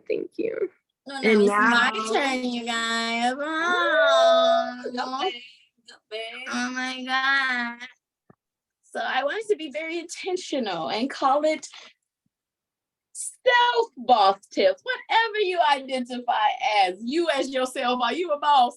Well, I'm talking to you. All right. So I am BB, and I have 37 million tabs in my brain like a Chrome browser every day. So when I think about things, it's coming from my littered mind. Okay. So BB's littered mind talk about self-boss tips with how you identify yourself, but are you a boss? So I got a couple tips, a couple things that I want to go over, just things that I do in the natural everyday that I think is really awesome.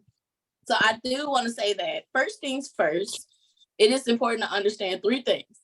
It's important to understand you need multiple sources of income.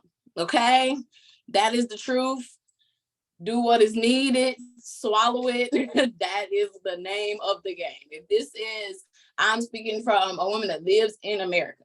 As a woman who lives in America and want to play with how the millionaires set up their lives, the cheat codes of the rich, multiple source of income is the very vague answer, because it gets really more nitty and grittier than that. But just your one income, you're not going to be the millionaire working a 9 to 5. Doesn't matter if you make $100 an hour. It don't matter if you work 100 hours a week. You're never going to catch up. That's just not how the system is made. Just not how it is. So take that, swallowing it will help reprogram your mind in a way where you'll just attack things as a self-boss, as a entrepreneur in different ways, where you could just free that space in your head and put something else awesome there. So understand that you need multiple sources of income, all that other stuff that's attached to not doing that, don't want to commit, laziness, procrastination, throw that out the window, or don't be an entrepreneur. That's just what it is. Okay. Self-care is not optional. I'm going to say that again. Self-care is not optional. Self-boss tip number 2. I'm going to say it again. Self-care is not optional. Okay. How can you be a self-boss when you're not operating 100% as your best self? That sounds like redundant. It sounds like an oxymoron. It sounds like it can't exist.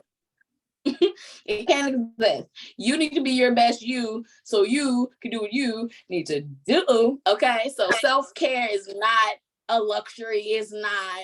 You can reprogram your mind in that sense as well. I'm not going to rework my body and bear it down to the ground and then go, oh, as a good part, I'm gonna take care of myself today. We're gonna reprogram that whole thought process because it's not conducive to positive mental health. Okay. And third tip would be marketing is a must-have. Just budget it in. It's something that you're not going to get out of. You cannot charm your way. You cannot sweet talk your way. You cannot elbow your way out of marketing, because even talking and sweet talking, that is still a form of marketing. It's just the word of mouth marketing. And again, it has its limits. We want our ceilings to be glass. We want to break through them. So we want to put our eggs in different variables, different moving vehicles that will get us to the same outcome. If multiple sources of income is needed to be a millionaire or get your best, be your best financial self, why would one marketing strategy get you to, it's a million people in the world. There's people that don't watch TVs. There's people that don't listen to podcasts. Do you think we're going to put this podcast just on Spotify? No, heavens no. Multiple platforms. We're going to do it. We're going to walk while we talking. The things that I'm going to implement, you're going to see me implement them and us implement them with Randomous bloggers, with Fedelace Cuts, with bum odds, with try business services, everything we come up with. Yeah. Period. We're going to do that. So we're in the digital world. So I think making your privacy boundaries and realizing everything is content is also a good tip. Like right now, if you're watching this podcast, we're just going to put it on YouTube and make sure everyone can be able to see our pretty faces and our awesome art. But right now, Tony's multitasking. Tony doing her goddamn nails. And why can't she do that? Why the fuck can't she? If you weren't watching it and I didn't say that and you were just listening, how the hell would you know? She just gave tips. She has been ushering in the segments. Why can't you? We are human. We're imperfect, and everything is not so strung up and so damn like, live a little, live a lot of, so it's like a little, but understand they make boundaries. There's some people who's going to take you in the shower with them on social media. I'm not that type of person. Okay, it's people like getting ready with me, and they walking their ass in the shower, butt ass naked. Like, no, I'm not that person. Not downing content creators who are doing that. That's your boundary of how you're able to be free to the world, knowing that you will get judgment, but don't care. Courageous, bold. I love it. I ain't that bold. So when I make my boundaries, I just adhere to those boundaries. What I am able to do, but knowing everything is content. Getting dressed for the day has been content. People doing their makeup, taking the makeup off is content. Anything is content. Creating your lunch. True. That's so true. They're packing lunches for their husbands and significant others, packing their children's lunches, picking their children's up. Everything is content. So whatever your brand is, whatever you do to be yourself, you are the brand. So realize that the things you do that you think are insignificant is also content. Find your privacy boundaries. Don't take it in the bathroom and record yourself if you ain't what you're comfortable with. No one told you to do that. But that's just how simple it could be, from simply that to putting your phone up and making a time-lapse video of you sewing or crocheting or cleaning your house. I see stuff like that all the time. I'm that weird person. I watch people clean up a house because I was in the cleaning business as well. Watching them take the scarf off of something really, really fast, that shit driving my gears. I'm like, yeah, get that little spot in the corner. I don't know. So we're all different. So just know everything is freaking content, okay? So there's different apps that I do naturally that I found. So I'm just going to give you things that I use almost every day and the ways I use it. So one app is called InShot, INSHOT. It's called InShot. We actually was able to create another source of income for it. So we have an Amazon KDP account, and we have another one that I'm going to bring up later on. It's called BookBolt, but I don't want to jump the gun. But we are able to create activity pages, activity books, from puzzles to coloring pages to regular ebooks, whatever type of content in ebook format. We do that on BookBolt. But then we also are able to make music videos. So, you know, that ASMR crowd, that background music. I like study music. I like that lo-fi hashtags you get on YouTube, that study music that it doesn't even have words, just that really funky beat and it that instrumental mood music. So we created mood music. We found a free site that had free downloads. We take awesome pictures. We had I can't even think of, I think it's called Essence Sound, was the other website where we were downloading sounds that we were able to shop through them. They're free to download, free for us, commercial use. And we put some awesome graphics. You can use your own media files. If you are a social media person, you know TikTok, if you can't find the audio in there, it has to be in TikTok's algorithm for you to add it. So here's my little tip. Get InShot. Take InShot, make the video. You're able to add files, your own music. You're able to download a song from your own personal music if it's not your music you make. And if it's not in the algorithm or people don't even know the song, hell, you can make your own voice record, talking to the phone, save it as an audio file, upload it to a video. Then you upload that finished video into TikTok. And it's already done. You can add the extra effects you want, but InShot also has the algorithm and the various ways to be able to add text, to add transitions, just like TikTok. So you'll be able to do that outside of TikTok, add your own music, underground music, you know, sounds they probably won't let you do. And you can go ahead and add it to any website you want. So InShot is a really good oh my God, we made Halloween theme music. We like for people on Halloween, we felt like if you had a scary house, what music do you play so it could get the ambiance of Halloween? There's no Thanksgiving music. There's no where's the music. So yeah, that's kind of how we took that InShot and was able to make another income out of it. Another website that I use religiously, I found this maybe in 2019, is Fiverr. Fiverr.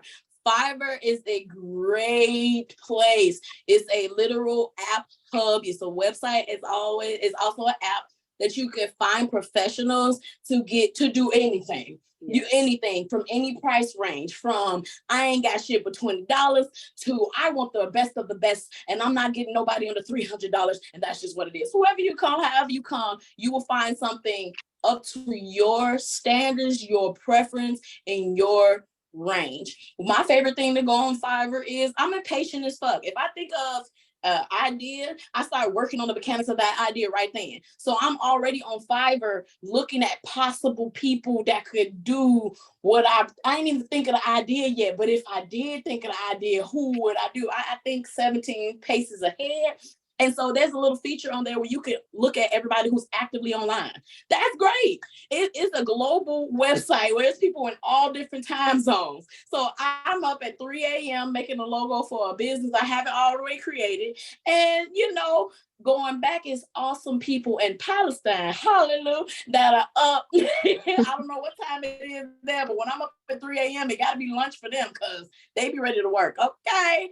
And when I get what I need to do done. I've done animated logos, regular logos. You can hire people to do voiceover work, voice acting, correct your ebook resumes, anything you could think of where you need a professional, where you're like, how do I find something? That is going to be your one-stop shop to find professionals to do almost everything you can't even think of. Like, they even run business for you. You can find your virtual assistant. You can find so many things on Fiverr. Fiverr is like, that I'm giving y'all, look now, I'm giving y'all the pearls. Because so many people will try to make you pay $20 to tell you about all these sites that you could just do the shit yourself. It's really ridiculous. So I hope y'all write it down or you know, you figured it out. Now the last jewel I'm gonna give as far as the actual app or platform is Planoly. It's Planoly. It is also a website as well as an app. When I tell you this is the bread and butter, and it's so bad that I've known about this for years and I still didn't implement it all the time. So would you do as I say and not as I do with my dumb ass? Would you do it? This is an app that literally orchestrates and plan ahead your posts for you. You do not have to physically be on TikTok, Twitter, Instagram, YouTube, and actually write your caption, post it, You can do these things weeks to months in ahead click the calendar, tell the app what day, what time zone to post it. And it will post it across many different apps at that adjoining time for you. All you have to do is, oh yeah, my post was supposed to come on at 12, You open the app and you look and you see that the ghost that is you, hallelujah, then posted your content for you. And now you working smarter, not harder. Now I don't have to worry. You either don't have to pay someone to do your social media, Right. or you can again narrow it down where all I have to do is once or twice a week go in and oversee that, rather than having to do it every day by day, plan by plan, collection by collection, product by product. And it makes sense. And again, if you do it correctly and use this,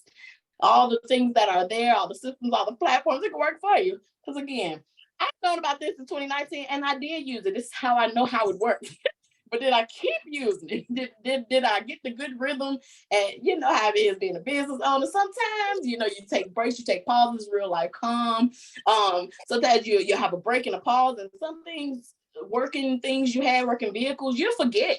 And it was a brief moment of time I really forgot about Planoly. I think I had some real life things, was not worried about my business, worried about my 9 to 5 and eating. So I put a pause on that. And when I came back to what I was doing, I didn't remember everything I was doing. You had so many whatever. I had to find an old business notebook and go, right, that's how I was doing that.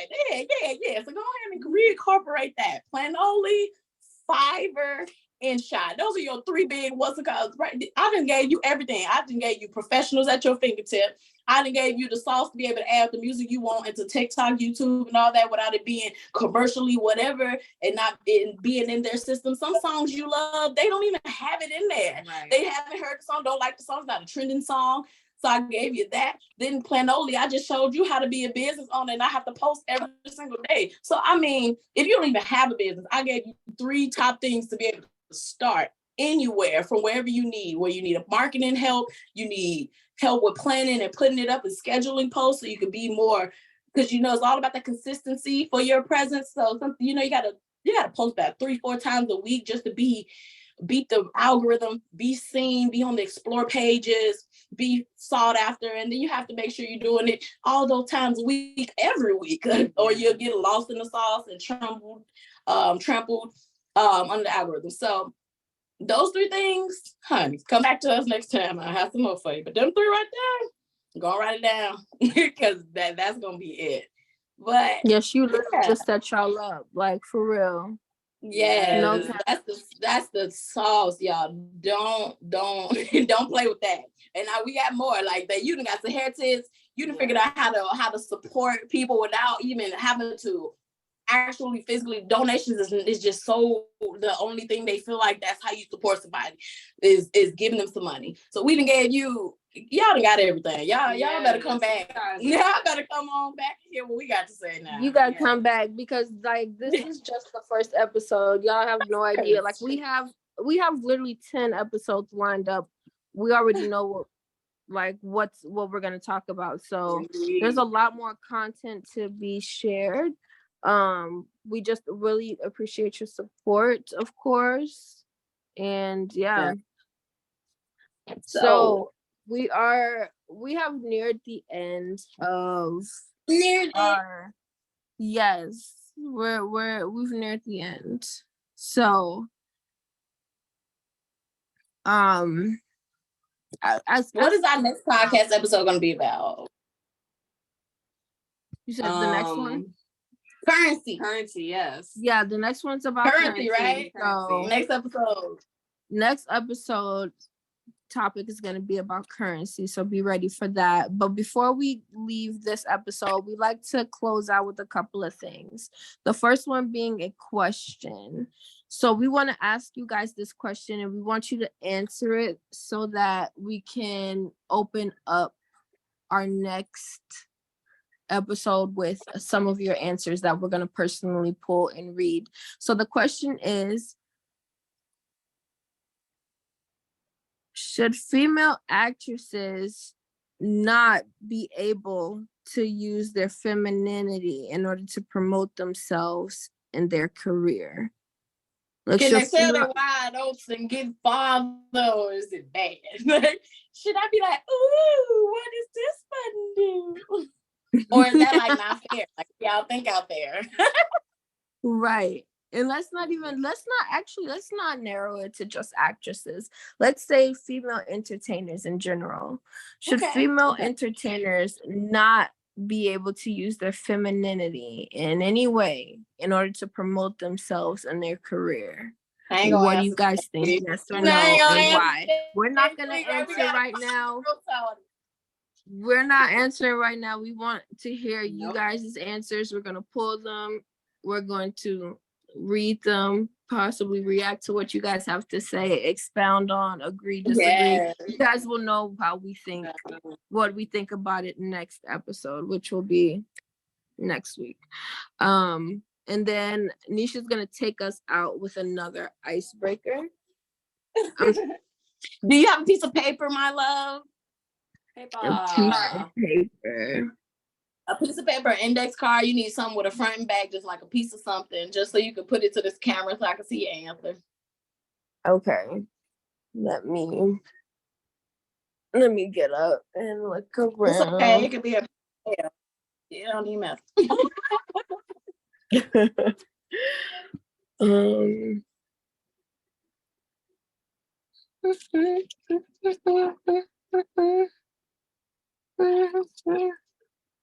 Elevator. Get it, Tony. I'm like so lost. Hold on, I probably have some out here in the dining room.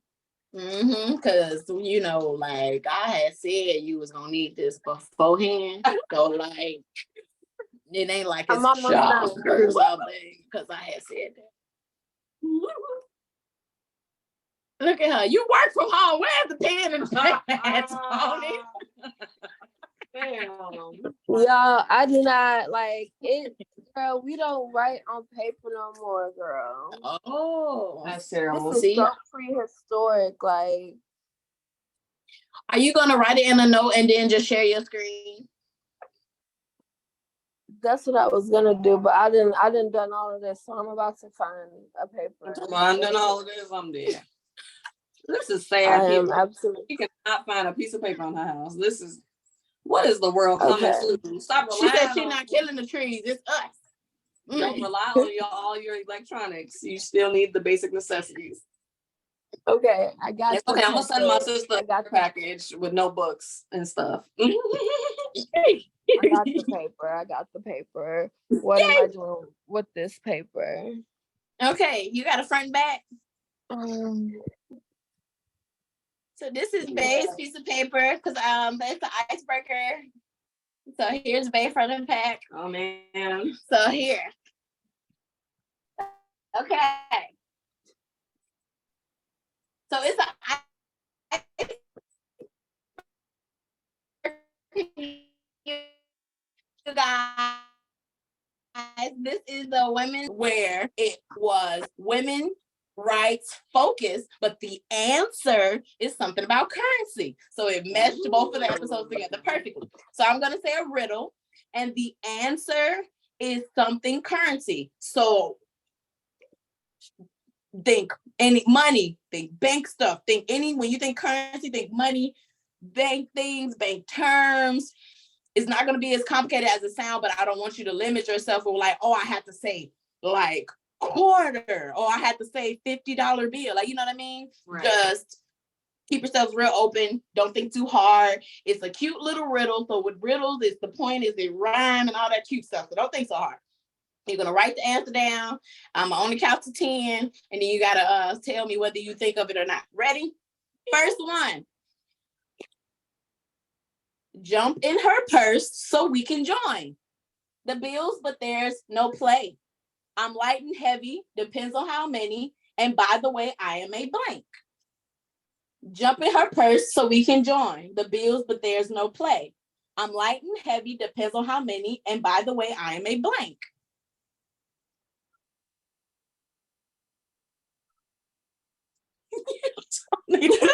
Tony said, girl, what the fuck is you over here talking about?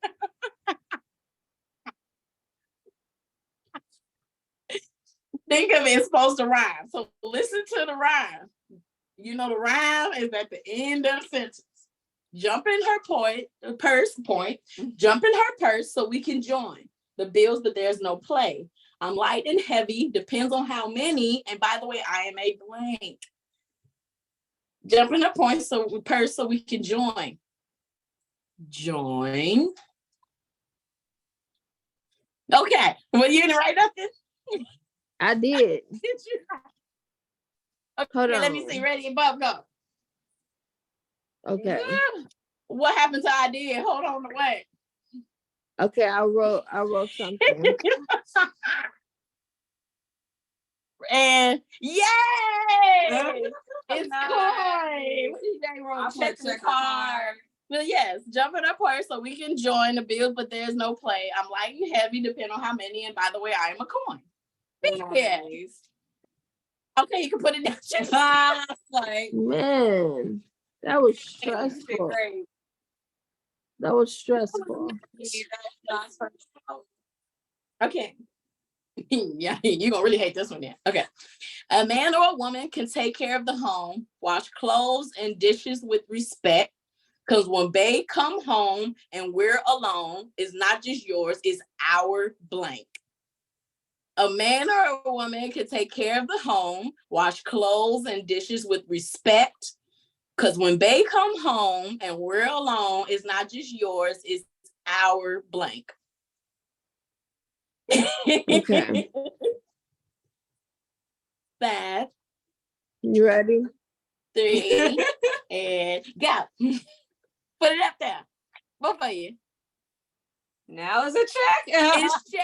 Oh, yeah. A man or a woman can take care of the home, wash clothes and dishes with respect. Because when they come home and we're alone, it's not just yours, it's our check. Yeah. That's long. Okay. I thought it was dead. All I did was scratch out the card. I was like, I already. She was like, now it's got to be changed. Now it's check. There we go. Yeah, I'm glad you guys enjoyed that. I just worked my little brain and I had fun making it. So I got you guys have it. That was really good. I'm gonna sit on that for a week. You did really great with that. Thank you. And thank you all for tuning in to this podcast. It has been me, Tony. It's Bibi And Lex. and we're random, of course. And we're vlogging. Indeed. And we're podcasting. And we have opinions. And you heard them. You're gonna like them. You're gonna swallow them. You're gonna come back. You're gonna hear them again. Come back. But you're gonna leave now. Again. Yeah. But you're gonna go. It's time for you to go now. Bye. Bye. Get out of here. Bye. I'm sorry. Bye.